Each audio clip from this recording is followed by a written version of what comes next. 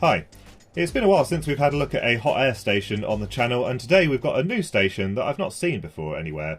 This is the Mechanic 861DW Max, and this is a 1000 watt, 250 litres per minute hot air station. And I think it bears a few resemblances to the 861DW, hence why they've called it that. We've got the familiar presets at the front here, but a potentially nice addition to this over all of the other hot air stations that we've looked at so far is this has a full colour TFT display. Now this could make it quite an attractive unit, or it could completely ruin the user experience. So we'll find that out in this video. But this is very keenly priced. Let's have a look at the listing. This is from China Phonefix store. So here it is on the China Phonefix website, and they also have an AliExpress store, which I'll link in the description down below. But you can see the unit is coming in at quite a decent price, £120 for the unit on its own. Now you do have to pay shipping as well. This came by DHL, so it came really quick, but it is a little bit pricey. We're talking about £70 for shipping. So £210 delivered. Now if we compare it to the 861DW from Quick, you can see that is a little bit more expensive, and you still have to pay the same shipping price.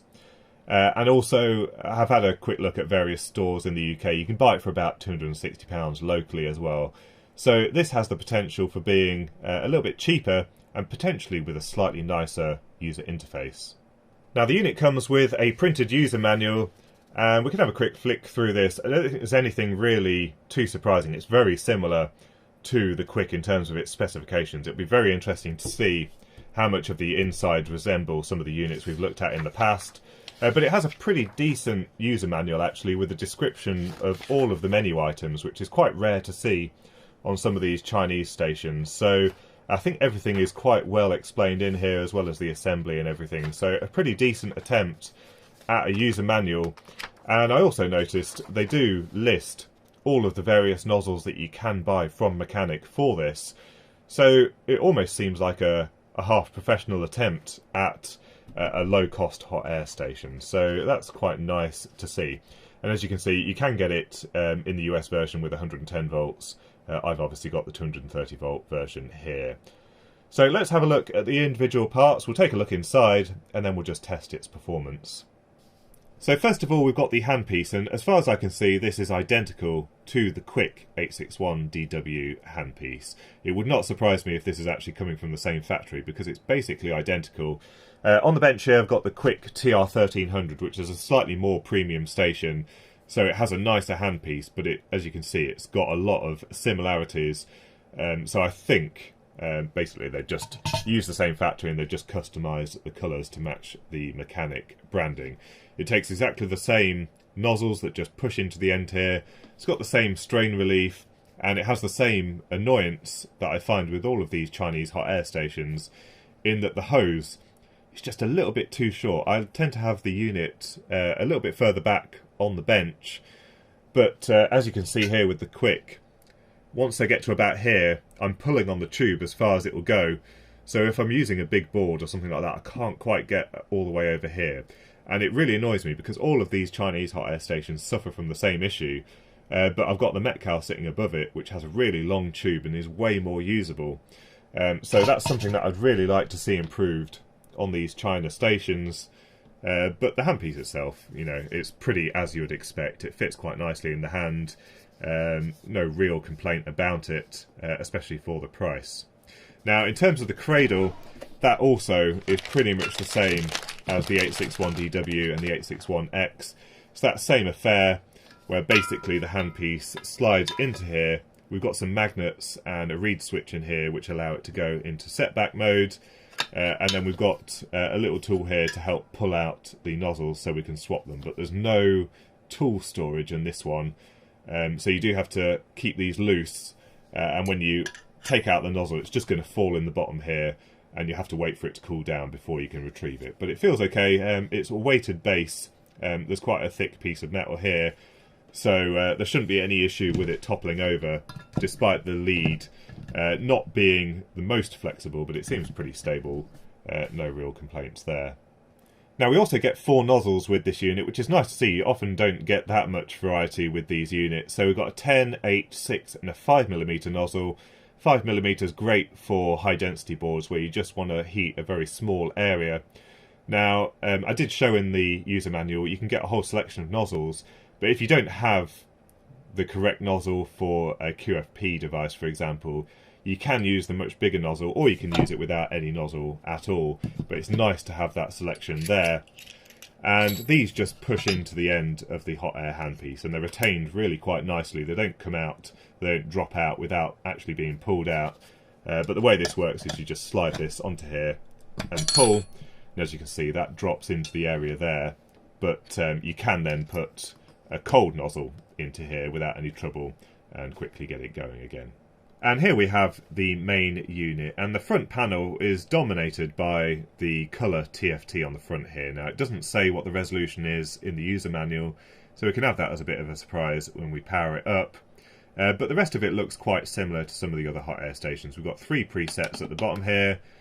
We've got adjustment for airflow, adjustment for temperature, up and down for increasing the air up and down, left and right for increasing the temperature or decreasing it, but it would appear that the left and right and the up and down have been selected because that also helps us navigate the user menu, which is quite nice because if you recall when we reviewed the Quick TR1300A, the buttons on the front panel didn't correspond in any way whatsoever to the user interface. It was only suitable for making adjustments with the temperature and airflow. So this is much nicer because we can obviously go up and down, left and right through the menus. And these stars appear to just be an accept or save button for when we're in those user interfaces. Also on the front panel we've got the strain relief and then the tube going off to the handpiece. On the top we've got a carry handle. I'm not sure how useful that is really. You could obviously unscrew that and have it so that that doesn't exist. There is a warning sticker on here. It says, please don't regulate the window mount too large. Avoid destroying the around elements. Now, it doesn't make a huge amount of sense. I think what it's saying is don't adjust the airflow in large amounts, and I'm guessing because potentially the PID loop might not respond quite quick enough and possibly cause the heating elements to be stressed a little bit. That's the only explanation I can think of. Maybe if we went from really high flow rate and then ramped it right down to 0. Actually, it'd be more likely with the preset buttons. Perhaps if we went from really high flow rate to almost nothing, there is an opportunity there for overheating the elements. I would hope there's still an over temperature cutoff in some way, but that's the only thing I can think that would refer to. There's nothing on the sides of the unit. On the bottom we've just got some large feet as well as the anti-vibration mount for the blower. And then on the back of the unit we've got a large mains power switch as well as an IEC connector and a fuse in here, an earth connector here. And if we look through we can actually see quite a large iron core transformer, and this unit is actually quite heavy. Now that's quite surprising. That's presumably for the blower. But on all of the other units we've seen switch mode power supplies, so it'd be very interesting to see inside this unit. We've got a rating plate here, a serial number, as well as something to say that it's been tested. This looks like it was made at the end of 2021, so it's just over a year old. But yeah, let's have a look inside. It looks quite promising. So here's the insides of the unit. Now this label did come off the transformer, it was loose inside the box.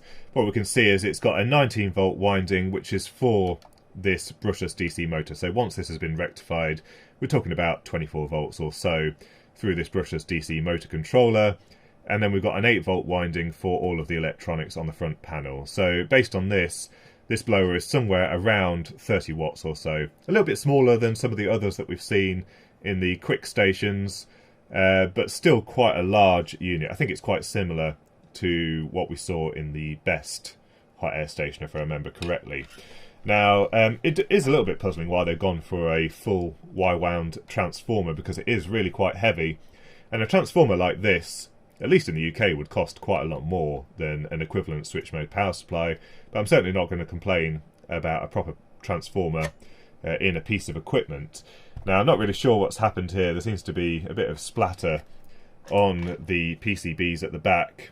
But if we just take a closer look, what we've got here is the mains input. It almost looks like some flux residue or something like that, but we've got the mains coming in through the double pole switch, and then we've got live, earth and neutral going off to this filter PCB. Now, there doesn't appear to be a direct connection from here to the chassis for mains earth, despite the fact that there is an earth lead, a fly lead from the chassis going to that banana plug on the back. I'm surprised this lead also doesn't go to this PCB here.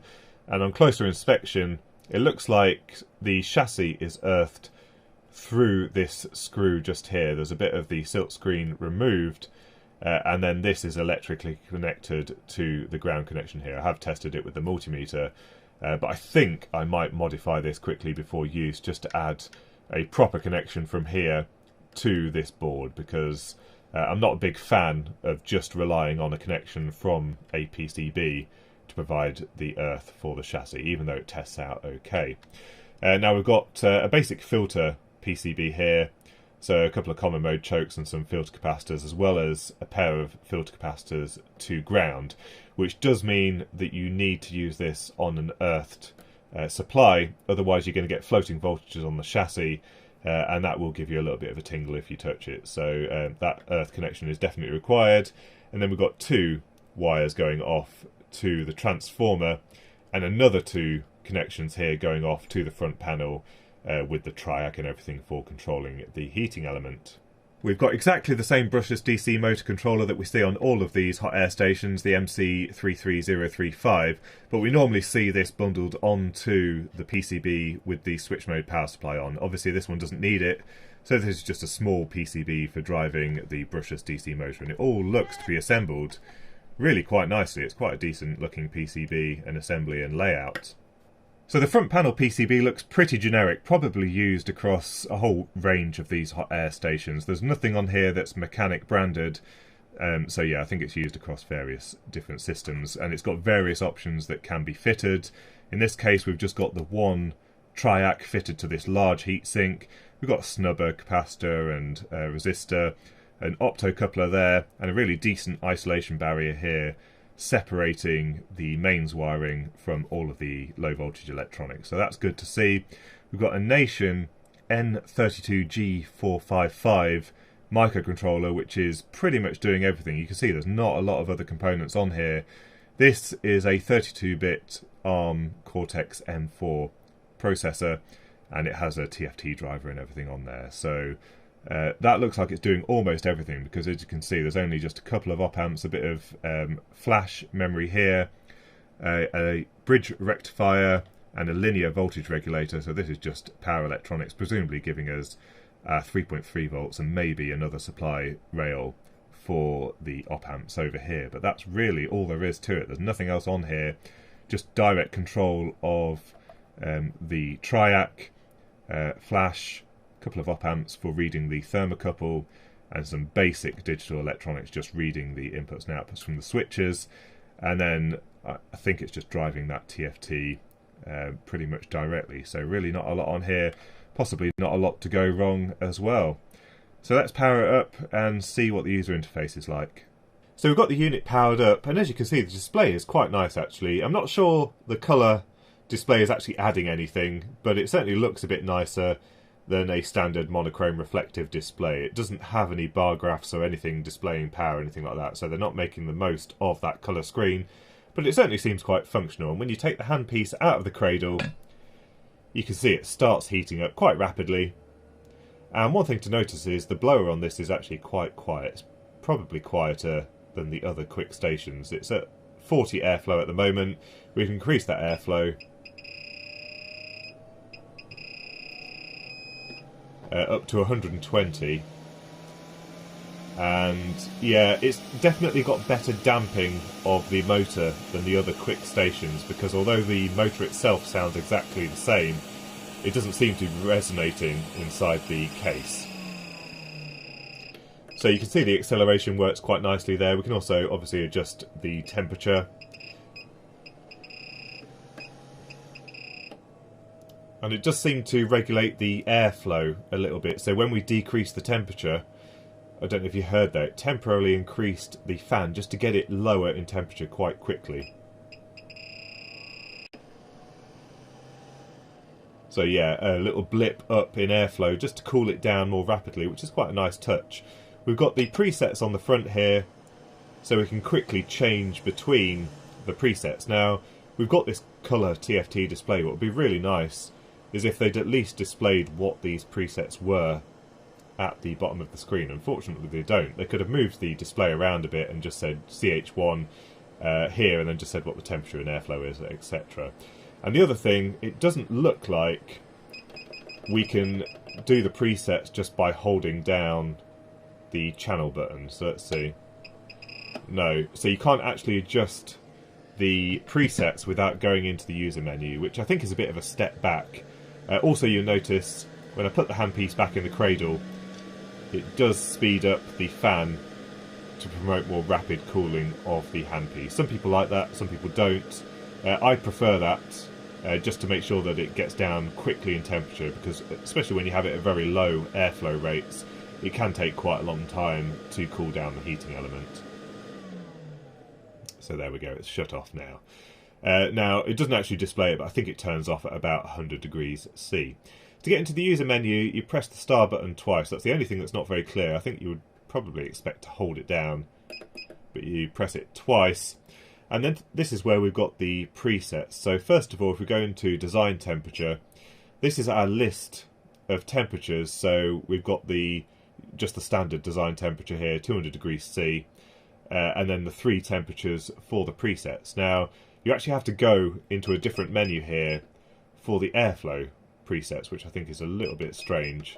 You have to go into air range, and then we've got the airflow rates for each of those presets. So possibly not as usable as it could be.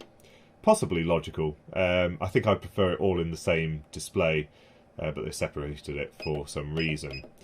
Then we've got a temperature limit alarm. So there is the facility for it to sound an alarm if for some reason the temperature isn't at the correct temperature, and you can set the limits here.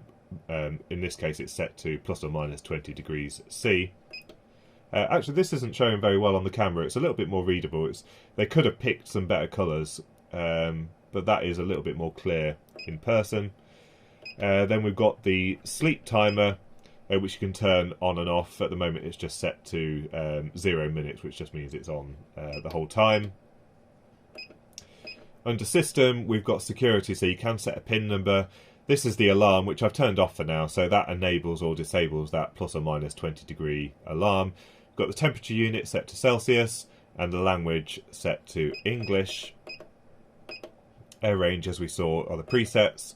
And then we've got calibration as well, so we can adjust the temperature based on our calibration, which is nice, so we can do that. It looks like you have to save that. Possibly an option for RS485 on some models, but it's not here. And then that's it for the user menu. So I think it's a shame. It's very close, but they could definitely do a little bit of work here just to make this a little bit more usable.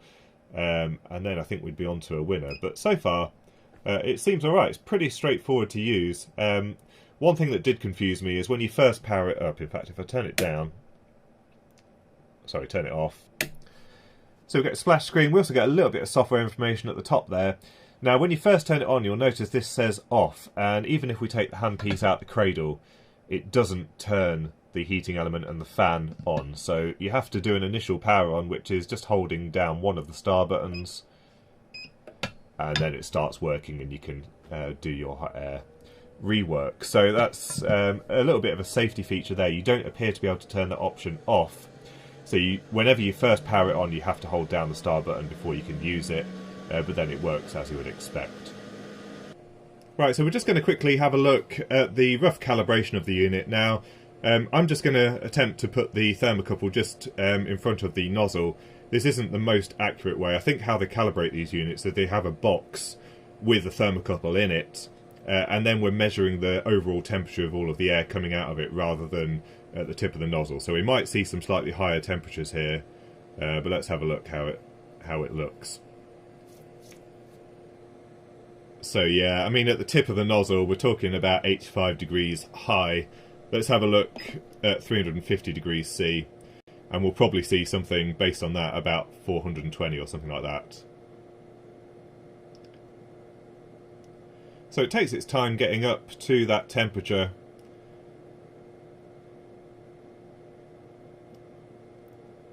But yeah, pretty much as predicted, we're talking about 70 degrees over at that point in the nozzle. So they've definitely calibrated this for a little bit further away than right at the tip of the nozzle. So we'll see the same thing if we increase the temperature.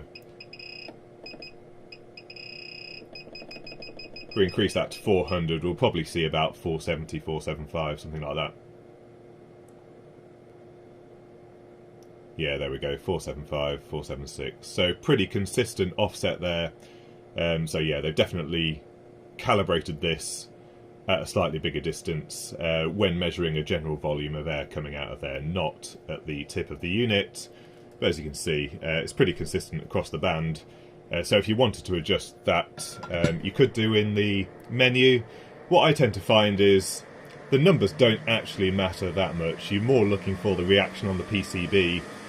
And if you're having a little bit of trouble removing the part, then you just increase the temperature. You don't really need to know the numbers exactly, which is why some of the stations like the Metcal HCT900, they've just got a dial from 1 to 10, and you quickly get used to what kind of number is used for what without needing to know the exact temperature from the unit.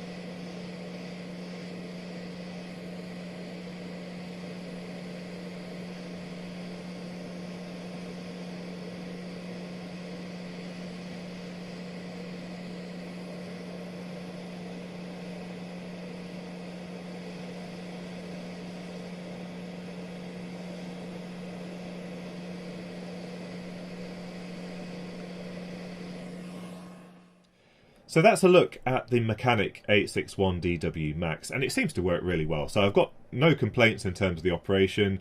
Build quality, absolutely fine. It's nice to see that actual EI core transformer in there. There was the improvement that I mentioned. It would be worth adding a proper earth fly lead from the mains connector to the chassis, but as it stands, it does give a good low impedance earth connection through the PCB. I think it would just be a bit more robust with that fly lead. And if you're in the market for a hot air station, I think this is a good contender for the Quick 861DW, just given by the fact that it's coming in at a better price. The only problem I've really got with this, I think they missed the mark a little bit with the graphical user interface. They've got this really nice TFT, which is really readable. It's got a decent resolution, so you can fit a lot on the screen. But I think they just didn't make the most of that user interface. It's almost like the design was rushed, or they just didn't think it through properly. Really, you need a user experience designer to design the user interface on one of these units to make the best use of it. But even just from an engineering point of view, it'd be great if you had the presets echoed up here with what these buttons are actually going to do. Something like a bar graph which says how hard the heater is working would be a nice addition. Just a few little tweaks and a few little things in the menu as well that would be nice, that would turn this into an absolutely amazing product. But the user interface is just very slightly letting this down. But I'm being quite critical of it. I mean, as a functional unit at such a low price, I think this is actually really good buy. So I'll put a link in the description to this item if you want to take a look at it. So if you've got any thoughts or comments, don't forget to leave them in the comments section. A big thank you to China Phonefix for actually sending this through for the review, so I didn't have to buy it myself. And I hope you enjoyed the video, and until next time, thanks for watching.